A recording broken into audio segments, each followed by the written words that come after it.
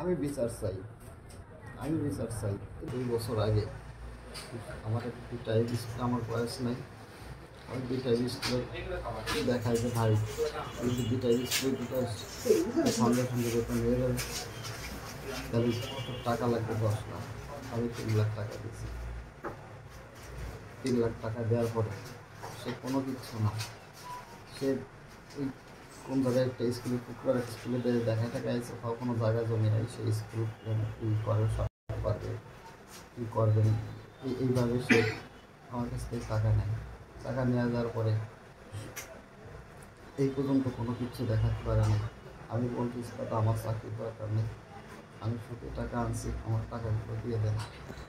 সে বারবার ডেট দেয়। ডেট দেওয়ার পরেও আমার সর্বশেষ ডেট দিয়েছে ধান কাটার মাঝখানে টাকা দেবে। এবার আমি ধান কাটার সময় আমার ফোন দিই, ফোন দেওয়ার সঙ্গে সঙ্গে আমার এবার তখন বাবা টাকা নিয়ে তাদের নিয়ে আয়, টাকা দেবো ফাঁসাই। তখন এই কথা বলে আমি আর যাইনি, ভয়তেই যাইনি। তখন তার বড় ভাই আমাদের শ্রদ্ধেয় স্যার সুবোধ কান্তি দত্তর কাছে আমি যাই, স্যার আপনাদের যে চোখে দেখি স্যার, আপনি তো জানেন আপনার কাছে শুনে এই টাকাটা দিছি আমি, আপনিও বলছেন যে মোবাইল দাও, আমি তো আছি কিন্তু এখন স্যার এই কথা কয়, আমার বাপ মা তুলে গালি দেয়, আমার বাবা মারা গেছে ছোটোবেলায়, এখন বলে কোন কোন বাপ নিয়ে আসবি আয়।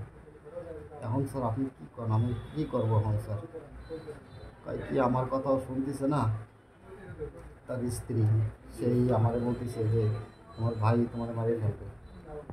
এখন মনে হয় আমি তোমার জন্য একটু শুনে দেখতে পারি। এখন এই শুনতে যাই আমার আর উনি চলে যায় ইন্ডিয়া। ইন্ডিয়ায় চলে যাওয়ার পরে আমি এখন অত ইয়ে হয়ে গেছি। আমি তখন নির্দিদারদের নিয়ে টাকাটা দিয়েছিলাম, যেহেতু আমি নির্দিদারে নিয়ে আর ছোটো ভাই প্রমোদ তারে বললাম বাড়ি চলো যাই, তো এই অবস্থা তোমরা একটু থাকিয়ে না, ওর যে থ্রেড দিয়েছে কী হতে কী যায়। তখন যাই, যাওয়ার পরে থেকেই আমাদের দেখেই ওর কী শুরু হয়েছে যে কোন কোন ক্রীড়া আছে বাংলাদেশের, এমন ক্রীড়া আছে আমার কাছ থেকে টাকা নেই। তোরা শুনছে, সবাই শুনছে। এরপরে উল্টো দিচ্ছে আমি নাকি তার ফেরত দিচ্ছি, তাই আমি আপনার এখনও পর্যন্ত তুমি বলে কথা বলিনি। এরপরে ঘাট ধাক্কা দিয়ে আমরা বাড়িতে বেরোয় আসতেছি, গাড় পিছন থেকে ঘাট ধাক্কা দেয়। যখন আমি ঘুরে দাঁড়াই তখন তোর পিছন থেকে আমার আঘাত করে মাথায়, তখন আমি পড়ে যাই রাস্তার উপর এসে। তারপরে একটা ঘটনা আমার এই পর্যন্ত নিয়ে আসছে। আমি বিচার চাই, আমি বিচার চাই। এরকম আরও অনেকের কাছ থেকে টাকা নিয়েছে, আমাদের চাকরির প্রলোভন দেখাইয়া টাকা নেয়। যখন সেই টাকা বারবার ঘুরছে, আমি যখন টাকা আনতে যাই, এবার সে তার ছেলে সহ সে আমার এই আঘাত করে, আক্রমণ করে, যাতে আমি টাকা চাইতে না যেতে পারি। পাওনা টাকা চাইতে গেলে এইভাবে মার্ডার হতে হয়, এটা আমার জানা ছিল না। তো আমার কাছে নিয়ে এসে হঠাৎ করে দেখি যে মাথায় প্রচুর রক্তক্ষরণ হচ্ছে।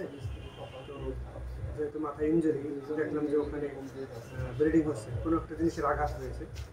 তো তারপরে ওই জায়গাটা সুন্দর করে পরিষ্কার করে যে হসপিটালে নেওয়ার আগে যতটুকু করণীয় ইমার্জেন্সিভাবে আমি ব্যান্ডেজ করে কয়েকটা সেলাই লাগলো, সেই সেলাইগুলো দিয়ে ব্যান্ডেজ করে দিয়েছি, যাতে আপাতত ব্লিডিংটা বন্ধ হয় এবং পরবর্তীতে একটা উন্নত চিকিৎসা নিতে পারে। কয়টা সেলাই লাগছে? সেলাই দিয়েছি 4টা টোটালি। 4টা।